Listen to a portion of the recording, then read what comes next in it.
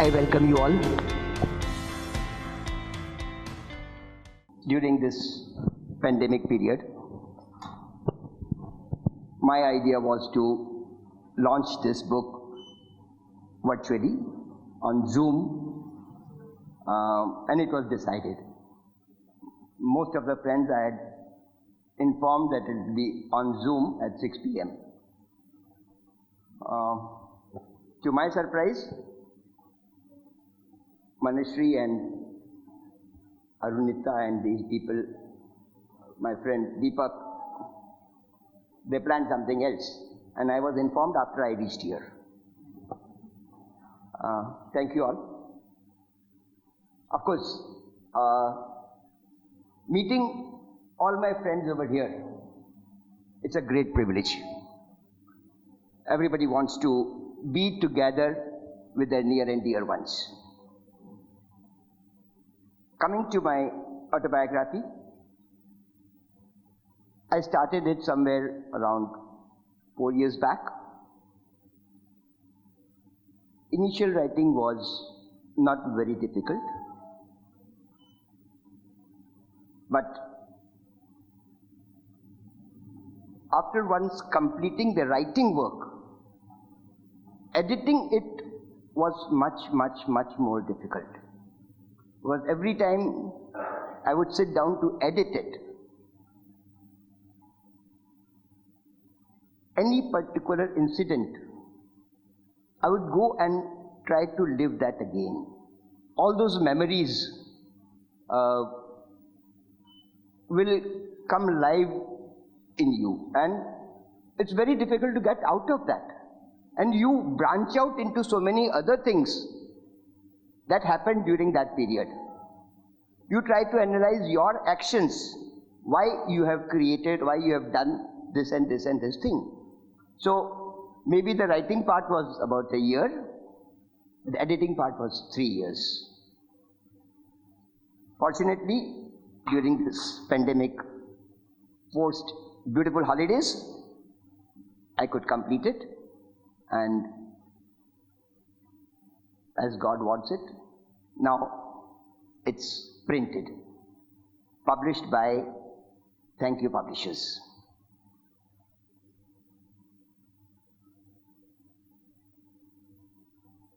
I don't know, the whole intention of writing this book was only to express myself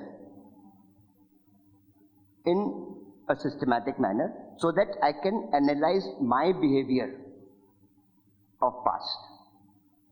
I never wanted, or at the time of writing, I never thought that I ever want to publish it. My thought process was only that I should be able to know what actions I have taken at different stages and why. Not that every person is perfect, and I'm least. Most of the people commit mistakes in their life.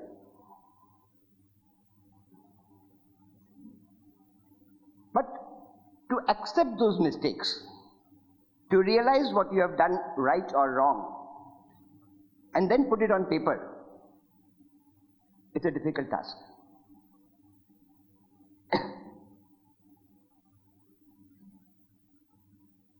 It so happens sometimes that you feel you have committed mistakes, but then there are reasons behind that. There is a justification in my mind. Maybe that justification may not be acceptable to others, but whatever I feel, I have tried to put down in my book. Yeah, actually what I have done is just support him in whatever he wanted in life. Whether he was present, whether he was not, I have always been there for him, giving him support and egging him on to do his best. Thank you.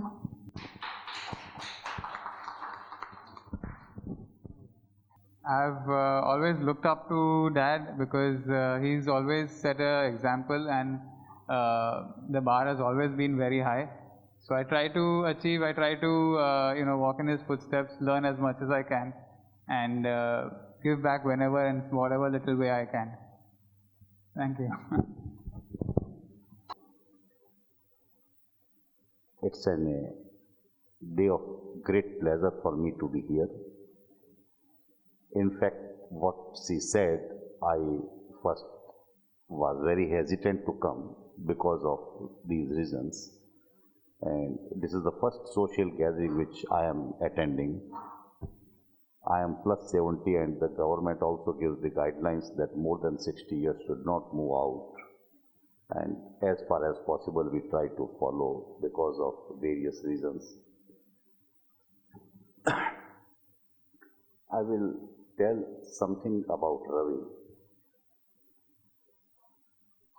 By relation, he is my uncle. And I was a very naughty boy. Whenever I used to do more mistakes, my father used to send me to his father, either wherever he was posted. His father was a district and session judge. So wherever he was posted, I was sent there. So out of my few years of the studies, rather I can say 30% of my studies time I have spent with my grandfather there.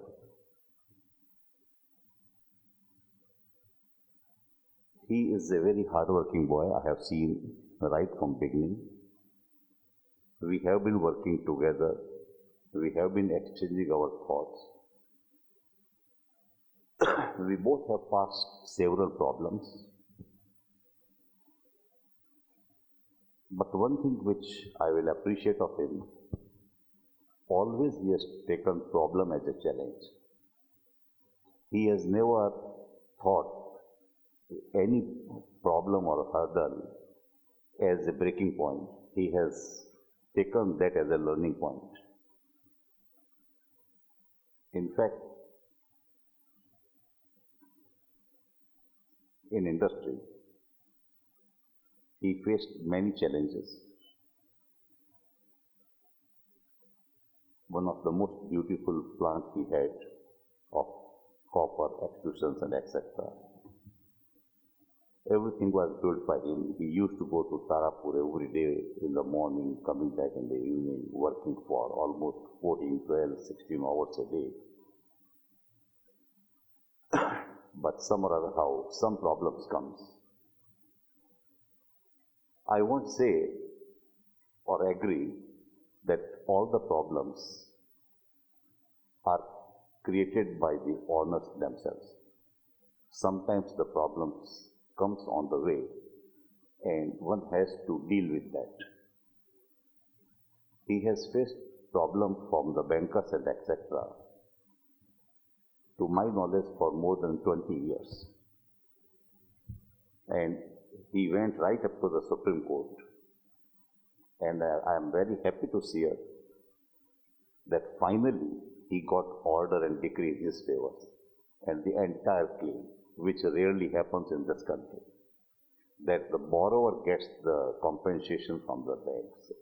The Supreme Court gives that package. All okay?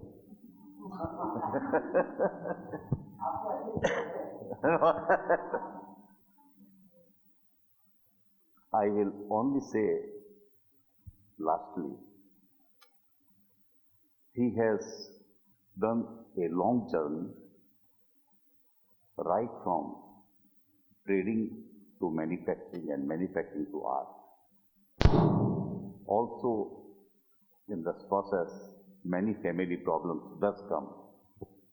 He faced all that and has come out of that very politely, very peacefully, without knowing to the world that what type of the problems he has faced. Every family has a problem. I am not meaning, not misunderstand me by the husband and wife. Husband and wife, if there is no problem, then there is no husband-wife relationship. Okay? So it is a problem which comes the other way around. But all those problems one has come out. So this is the way he has come. I am proud of him. I can only say, whatever he has done at his own will, wishes and Jim. I wish him every great success, long and very healthy life. Thank you to all. Thank you, Ravi. We'll be more than excited to sort of go through the book ourselves. But yes, we did have a conversation when we were talking about the book recently. So there are a few paragraphs. Maybe we could read those, and then Ravindra, you could just sort of elaborate a little on those and share how you were able to put these across. Yeah. So let me see. Before we start, Yeah. one thing Rafiq Bhai just informed everybody, something about me.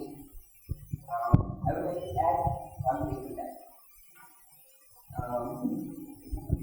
It was the year 1970. I passed out from Jodhpur in my higher secondary, that was 11th standard, and I was to go to Bombay for my higher studies college. During that period, Rasiksa was in Ahmedabad. His office was at Relief Road. And he was basically at that time into trading of non-ferrous metals. My father was also there at Ahmedabad at that time. He had retired. So when I came to Ahmedabad, it was passing just, my stay was scheduled for 2-3 days, and I was to, but unfortunately, Rasiksa's Maharaj, the cook, went on leave.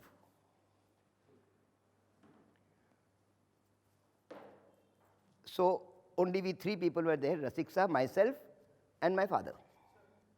That was my first training as a cook. और तो कोई घर में था नहीं, 3 जने ही थे, तो रोटी बनाने से लेकर के सब्जी बनाना और दाल बनाना और चावल बनाना, ये मेरा जो 3 दिन का स्टे था वो 3 महीने का हो गया, till the time cook came back. But I'm extremely thankful that today I can cook practically everything at home. मैं आज पूरा खाना अपने आप अच्छी गोल रोटी बना सकता हूँ, and that all credit goes to him. Thank you. So when Ravindra, gave me the book to read, what came across about him is that he's been extremely transparent in the book, and of course that is what an autobiography must be like. But it was also interesting to know that when you meet somebody, say for the first time, you sort of get a feeling about the person, whether they are an introvert, an extrovert, and things like those. With Ravindra, what I felt was, when I read of just a few chapters in front of him, maybe sometime last week, I felt that here is somebody who is very clearly and very honestly wanting to share details of his life, who wants to talk about what he's gone through, the ups, the downs, the lows, the highs, and of course not shying away from sharing or elaborating about any experience.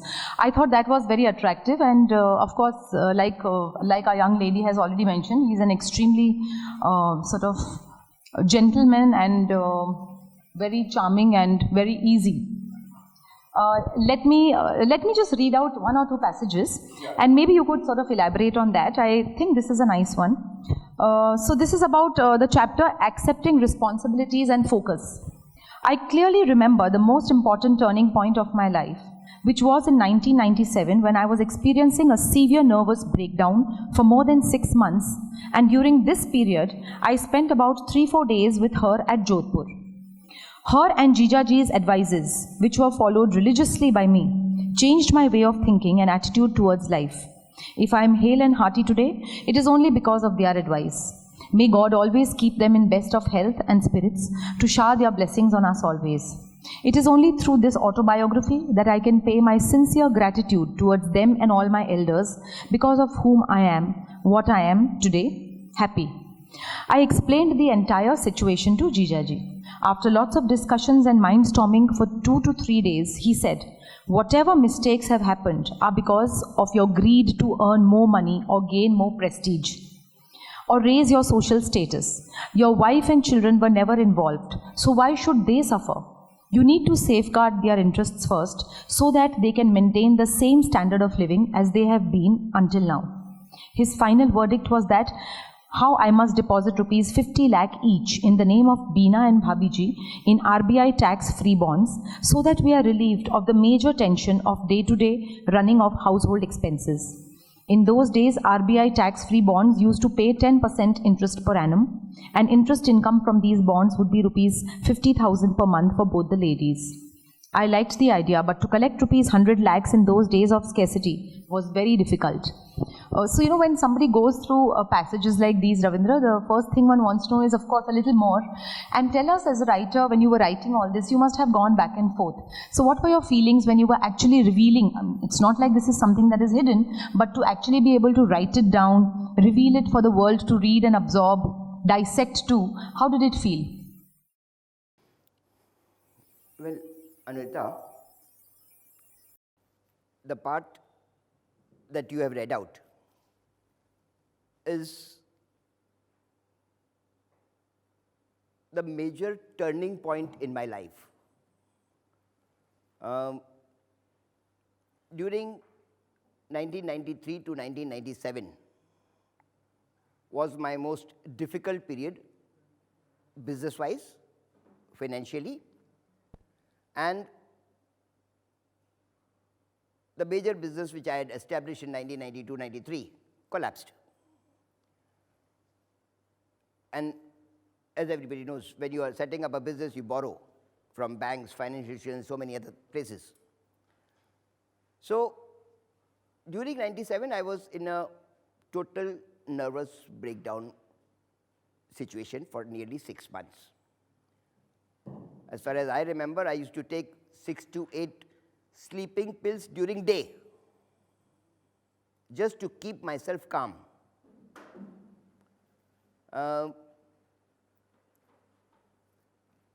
Somewhere towards the end of 97, the only advice I could get or I could think of getting was from my eldest sister. She was staying at Jodhpur. Her husband is a genius. He was chief engineer, PWD, Rajasthan. So I went and stayed with them for about 3-4 days. And there we discussed so many things. They knew everything about our business. So there we discussed everything, that how do we come out of it? Because every factory, every business is mortgaged. And tomorrow, if we are unable to pay to the government or to the banks and institutions, they'll take over everything. How do we live after that? That was a situation that at times I didn't even have 500 rupees in my pocket. The person who has seen crores and crores of rupees in 91, 92, his own money. 97, there were not even 500 rupees at my pocket, and I never knew that next month how we'll cook food at home. That was the position. But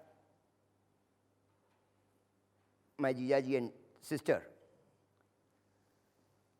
they advised me that, okay, whatever has happened has happened. It cannot be undone. Your intentions are good. You have not swindled the money. You have not invested elsewhere. So you have to take care of your family. Because if your family is happy, or if your family is satisfied, or you have some place to go and stay, you can come up later. And it is none of their mistake that if my business has gone wrong. If I have lost money in business, it's not because of my family. My family was never involved in business. So if it's my mistake, I need to suffer. I need to pay for that. And somehow you have to manage and see to it that a certain amount of money is received by your wife every month to run the household expenses. Of course, it was difficult at that time, but somehow, in the span of next 6-8 months, we could manage to do that. And that was the day when I deposited that 50 lakhs in the bank or in the RBI bonds. I was a king in real sense. That was the day when I felt that no, now I can face every problem of the world.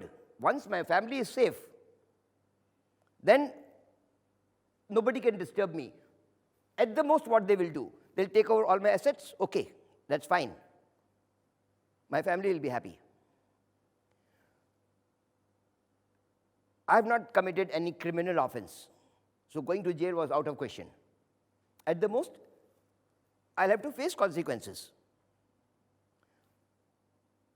After that, when there's a free mind, when you know that nothing much wrong can happen to you and your family, that is the time you start working in the right direction with 100% concentration and conscious mind. I again restarted working on my core business. And that is why God was always with me. God has been extremely kind to me. We could recover, come out of those crises. 2004, my listed liability, I had 3 public limited companies. All the balance sheets are public. 2004 March, my liability was 120 crores to banks and institutions alone.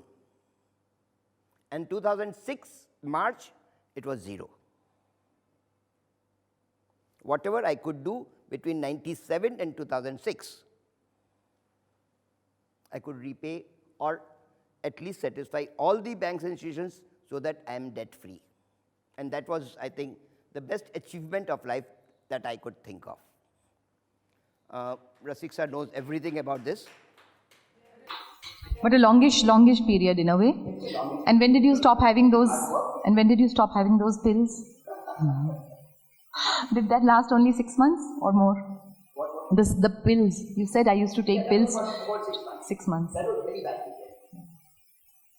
So there's another one which says change is inevitable. Meanwhile, my visits to BIFR in New Delhi continued till 2012 with an average of 20 visits every year. Thousands and thousands of papers were submitted every year. Consider the expenses incurred for attending only the BIFR hearings of minimum rupees 10,000 for travelling and 25,000 towards the advocate fees for each hearing. The total comes to 85 lakhs. But as this was spent over a period of 12 years, I did not feel the pinch. But that money spent has definitely affected my financial position. After 12 years and hundreds of visits to BIFR, finally our rehabilitation scheme was approved. On approval of the scheme, we merged Mardia Tubes Limited and Mardia Extrusions Limited with Mardia Samyang. So much lesser hassles to deal with accounts, income tax, sales tax, registrar of companies and other government departments. So Ravindra, when you write so many things in such detail, was it a little difficult to sort of relive some of the troublesome period, or was it cathartic in a certain sense? How was it when you were penning it all down?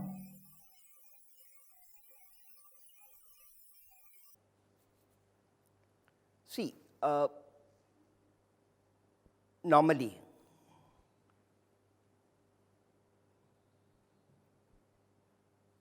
when a businessman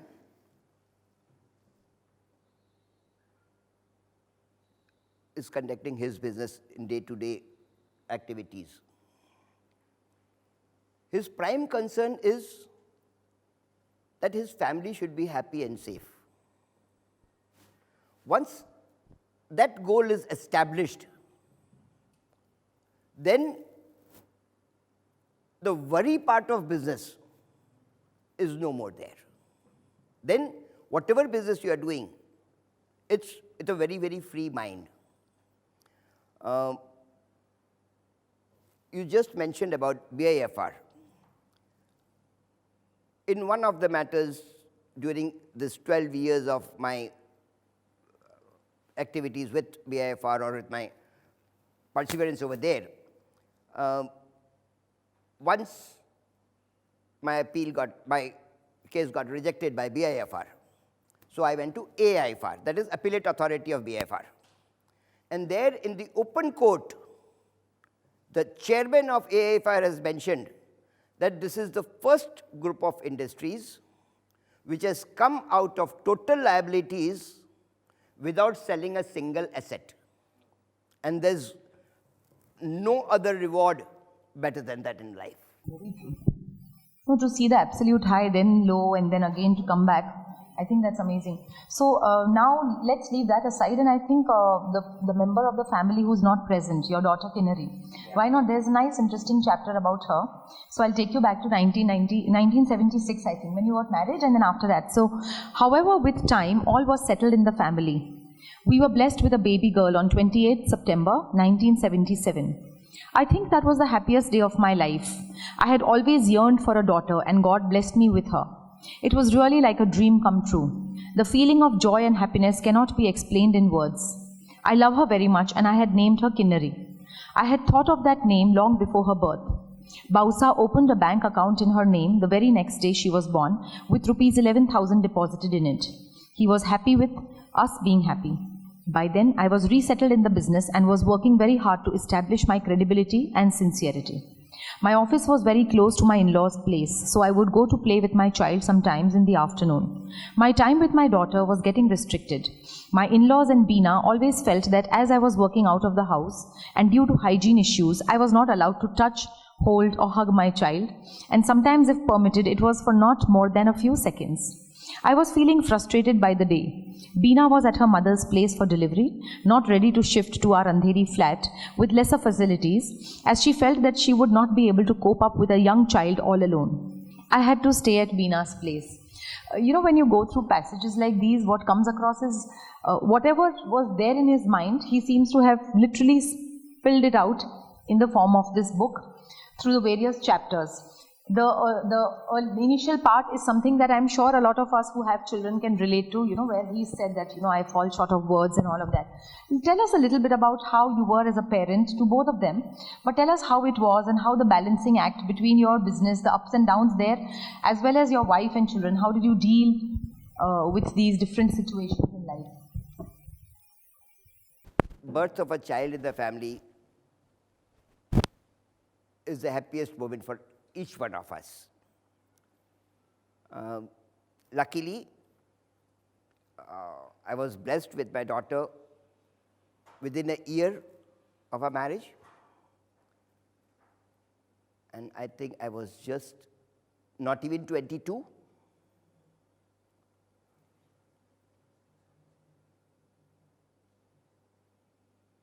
The joy or the happiness that a child brings in home can only be felt. It cannot be put in words.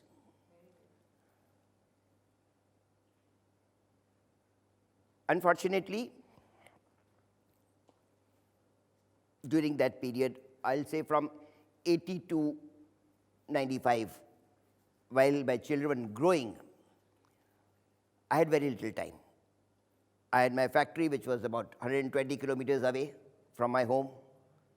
I used to leave home at around 5:30 in the morning, come back at 7:30.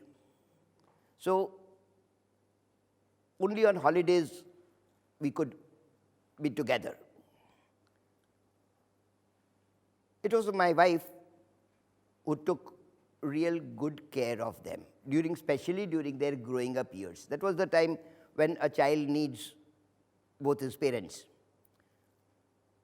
I did whatever I could in the best possible manner, but not as much as a father would want to do it.